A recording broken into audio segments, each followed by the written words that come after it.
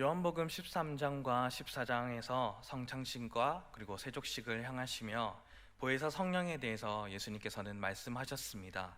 그리고 갈람산으로 가시다가 포도나무 비유를 말씀하시죠. 하나님께서는 농부요, 예수님께서는 참 포도나무요, 그리고 제자된 우리는 가지다라고 말씀하셨습니다.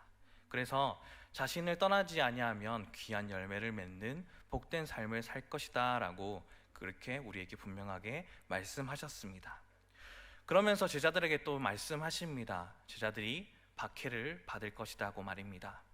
그래서 그 박해로부터 이겨나가기 위해 다시금 성령 하나님에 대해서 말씀하여 주셨습니다. 그리고 제자들을 위해 하나님 아버지께 예수님께서 기도하십니다. 이 기도를 대제사장적 기도, 대제사장적 중보 기도라고 말합니다. 왜 예수님께서는 우리를 위하여 중보하시고 기도하셨을까요? 그것은 제자들을, 우리들을 사랑하셨기 때문입니다. 주님은 사역 후반으로 가면 갈수록 분명히 제자들에게 기도에 대해 더욱 강조하셨습니다. 그 이유는 시험을 이길 유일한 힘이기 때문입니다. 그리고 주님께서는 그런 우리를 위해 기도해 주셨습니다. 그 첫 번째로 성도들을 보전해 달라고 기도하십니다. 그래서 우리가 읽은 11절에서는 아버지의 이름으로 그들을 보전하사라고 말씀하셨습니다.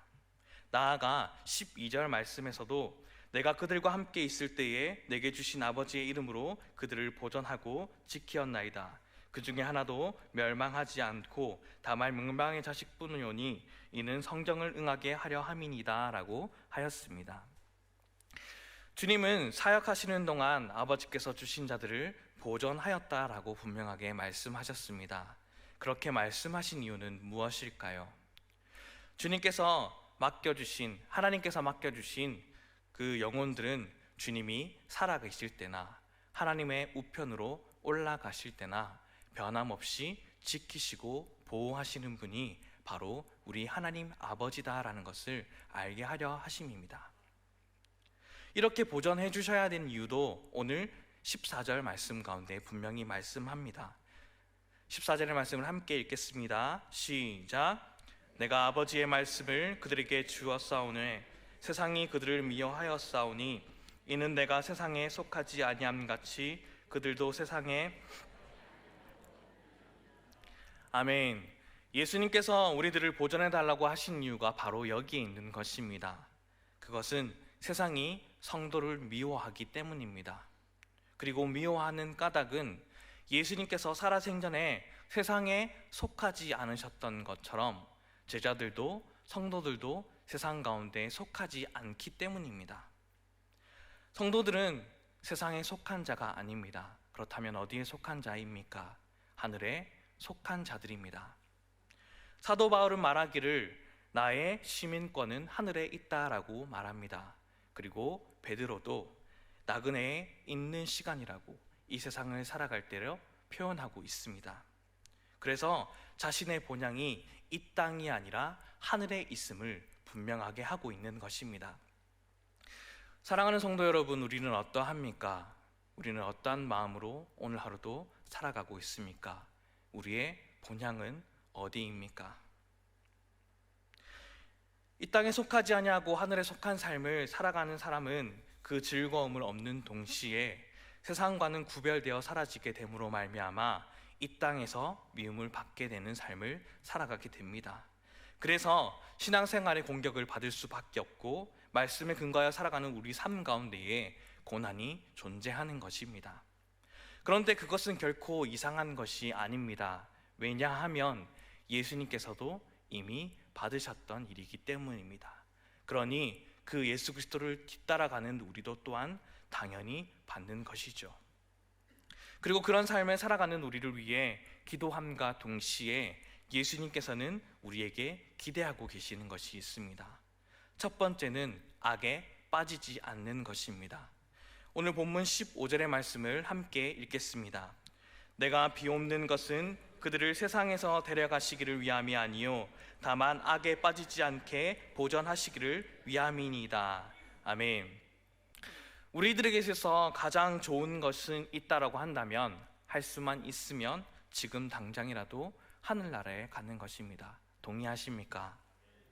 그러하기에 사도 바울은 빌립보서 1장 21절과 24절 말씀 가운데 분명하게 이렇게 이야기했습니다. 우리 빌립보서 1장 21절로부터 24절의 말씀을 함께 읽겠습니다. 내가 사는 것이 그리스도니 죽는 것도 유익함이라. 그러나 만일 육신으로 사는 이것이 내 일의 열매일진데 무엇을 택하여야 할진지 나는 알지 못하노라. 내가 그 둘 사이에 끼었으니 차라리 세상을 떠나서 그리스도와 함께 있는 것이 훨씬 더 좋은 일이라. 그렇게 하고 싶으나 내가 육신으로 있는 것이 너희를 위하여 더 유익하리라. 나그네가 안식처가 있고 그 안식처에서 편히 쉬고 싶은 것처럼 이 땅의 그리스도인들도 우리의 안식처인 하나님의 품에 앉는 것을 늘 기대하고 기다려지는 것입니다. 하지만 사도 바울의 말처럼 이 땅에 사는 것이 하나님께서 원하시는 것이라면, 그리고 그것이 지금 분명히 우리에게 원하고 계시기에 우리는 기꺼이 오늘 하루를 살아가고 있는 것입니다. 그러면서 성도를 향해 기대하시는 말씀이 바로 다만 악에 빠지지 않기를, 그리고 보전하시기를 위함으로 세상에 물들지 않기를 간절히 원하고 계시는 것입니다. 두 번째로 우리에게 기대하고 계시는 것이 있습니다. 그것은 거룩함을 얻게 되는 것입니다. 오늘 본문 17절로 19절의 말씀을 다시 한번 더 읽겠습니다. 그들을 진리로 거룩하게 하옵소서. 아버지의 말씀은 진리이니이다. 아버지께서 나를 세상에 보내신 것 같이 나도 그들을 세상에 보내었고 또 그들을 위하여 내가 나를 거룩하게 하오니 이는 그들도 진리로 거룩함을 얻게 하려 함이니이다. 아멘. 주님은 제자들의 거룩을 기대하시면서 내가 나를 거룩하게 하오니 라는 말로 자신이 거룩한 삶을 살았다라고 분명하게 말씀하십니다. 그것처럼 제자인 너희들도 거룩할 수 있도록 하나님께 거룩해지기를 원하고 있는 것입니다. 하나님이 레위기 19장 2절에서 내가 거룩하니 너희도 거룩하라 라고 말씀하신 것처럼 말입니다. 그리고 본문 19절에 우리는 어떻게 거룩해질 수 있다라고 말씀합니까? 바로 진리로 거룩해진다라고 말씀하십니다.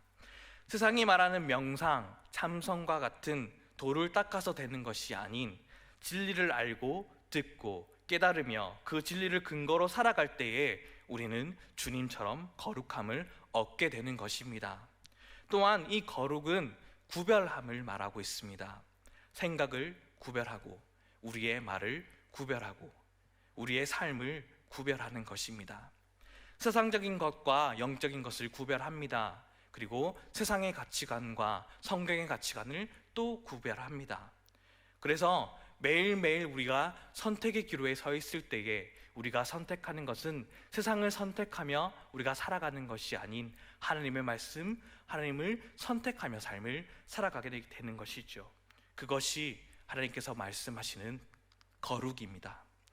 주님은 잡히시러 가시면서도 그 시간 속에 우리를 위해 중보하시며 기도하신 것이, 또 기대하신 것이 바로 악에서 우리가 건짐을 받고 거룩함을 얻게 되는 것입니다. 우리는 그것을 기억하며 살아갈 수 있기를 간절히 소망합니다. 나아가 또 주님은 하나 되기를 간절히 원하고 계십니다. 21절로 22절의 말씀을 함께 읽겠습니다. 아버지여, 아버지께서 내 안에 내가 아버지 안에 있는 것 같이 그들도 다 하나가 되어 우리 안에 있게 하사 세상으로 아버지께서 나를 보내신 것을 믿게 하옵소서. 내게 주신 영광을 내가 그들에게 주었사오니 이는 우리가 하나가 된 것 같이 그들도 하나가 되게 하려 함이니이다. 아멘.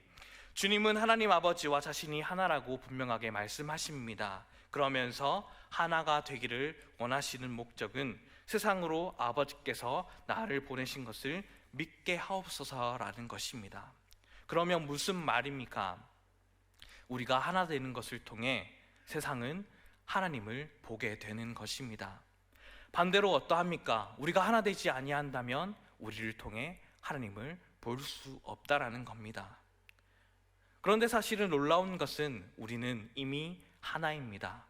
에베소서 4장 3절 말씀 가운데에 평안의 매는 줄로 성령이 하나 되신 것을 힘써 지키라 라고 분명하게 기록하고 있습니다. 성령으로 하나 되신 것을 힘써 지키며 힘쓰는 것을 통해 세상이 주님을 보게 되는 것입니다.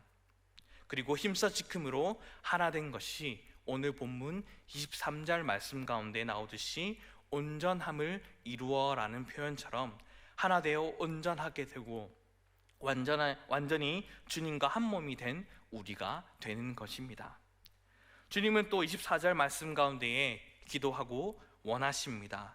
아버지여, 내게 주신 자도 나 있는 곳에 나와 함께 있어 아버지께서 창세전부터 나를 사랑하심으로 내게 주신 나의 영광을 그들로 보게 하시기를 원하옵나이다. 아멘. 하나님께서 주신 영광을 제자요 성도인 우리도 보기를 원하고 계십니다. 요한계시록 22장 4절의 말씀처럼 우리는 주님의 얼굴을 맞대 보는 그 일들을 하게 됩니다. 그래서 우리는 하늘로 올라가 그 영광을 분명하게 보게 되는 것이죠. 하지만 분명한 것은 또 우리가 살아가는 동안에 하나님의 나라와 하나님께서 일하시는 것을 분명히 보아야만 하는 것이고, 우리들의 눈이 그것을 본 눈이 있어야 되는 것입니다. 자신을 둘러싼 큰 산과 같은 문제들이 있다고 할지라도 기도로, 말씀으로 하나님의 군대를 보고 도우시는 하나님의 능력일 손을 우리는 보아야만 하는 것입니다. 그래서 우리 삶 가운데의 말씀으로 순종하는 삶 가운데에 우리 마음 가운데 평안을 주시고 늘 도우시고 지키시는 하나님의 능력의 하나님을 삶을 통하여 우리는 이기는 삶을 살아가야만 하는 것입니다. 언제 어디서든 우리와 함께 하시는 하나님, 우리를 도우셨던 에베네셀 하나님, 지금 여기 함께 하시는 임마누엘 하나님, 그리고 앞으로도 주의 제자들의 삶을 복된 길로 인도하시는 여호와 이레의 하나님의 그 모습을 우리는 바라보아야만 하는 것입니다. 그래서 창세전부터 사랑하신 하나님의 사랑으로 주의 영광을 보는 삶이 사랑하는 주님의 자녀들의 삶이 될 수 있기를 간절히 소망합니다. 이런 기도를 마치시고 주님께서는 또 마지막 말씀으로 그렇게 모든 제자들에게 또 성도들에게 위로하십니다. 오늘 26절의 말씀입니다. 함께 읽겠습니다. 내가 아버지의 이름을 그들에게 알게 하였고 또 알게 하리니 이는 나를 사랑하신 사랑이 그들 안에 있고 나도 그들 안에 있게 하려 함이니이다. 아멘. 태초의 말씀이자 사랑 그 자체이신 하나님 예수님은 제자들 성도들에 대해 사랑을 표현하고 계십니다. 그 사랑은 어떠합니까? 하나님을 알게 하는 사랑입니다. 또 하나님의 안에 거할 수 있게 하는 사랑입니다. 우리들의 마음의 문을 두드리시고 내가 여기 있다라고 말씀하시며 우리 마음 가운데 담아주신 자비로우신 하나님의 사랑입니다. 결코 우리를 악과 환난 가운데에 그냥 내버려 두지 아니하시고 끊임없이 보좌 우편에 계셔서 우리를 위해 중보하시는 하나님의 사랑입니다. 또 우리가 힘들고 어려운 가운데 있다 할지라도 우리의 심령에 탄식으로 기도하셔서 우리 안에 함께 하시려는 주님의 한없는 사랑입니다. 하나님과 예수님이 하나인 것처럼 우리들도 하나가 되게 해달라고 간구하셨습니다. 그것은 사랑 안에서의 일치, 그것이 예수님의 마지막 유언이었습니다. 사람이 죽음에 이르러 뒷일을 부탁하며 남기는 말을 우리는 유언이라고 말하죠. 그래서 그 어떤 다른 말보다 무게가 있는 말입니다. 그래서 다른 어떤 말은 몰라도 부모님의 속을 속였다 할지라도 마지막 말은 우리는 지키려 합니다. 하물며 하나님의 아버지 예수 그리스도의 말씀은 우리는 어떻게 해야만 하겠습니까? 사랑하는 전화교회 여러분, 우리는 현재 그렇게 살지 못한다 할지라도 하나님께서는, 예수님께서는 늘 우리를 중보하시고 성령으로 도우시며 함께 하여 주십니다. 그리고 끝까지 우리를 사랑하십니다. 하나님과 하나 되기를, 또 거룩하기를, 우리가 서로 하나 되기를, 그리고 구별된 삶으로 하나님의 영광을 보기를, 또 하나님의 영광을 보는 것뿐만이 아니라 우리의 삶의 예배로 그렇게 영광을 나타내기를 말입니다. 하나님께서는, 예수님께서는, 성령님께서는 이처럼 정말로 우리를 끝까지 사랑하십니다. 오늘 주신 이 말씀을 잊지 말고 살아가십시오. 하나 되어 주님을 더 가까이 잘 알아가십시다. 그리고 우리가 함께 주님의 이름으로 영광을 보십시다. 그리고 우리가 드려지는 공동체 예배로, 개인의 예배로, 우리가 각자 드리는 삶의 예배로 하나님 아버지 영광 올려드리십시다. 그러한 삶을 살아가는 제자, 성도로서 살아감을 통하여 하나님의 축복된 삶을 누리며 하나님께서 원하시는 그 수명까지 하나님을 귀하게 나타내며 영광 올리는 삶이 우리 복된 주님의 자녀들의 삶이 될 수 있기를 간절히 소망합니다. 다 함께 기도하겠습니다.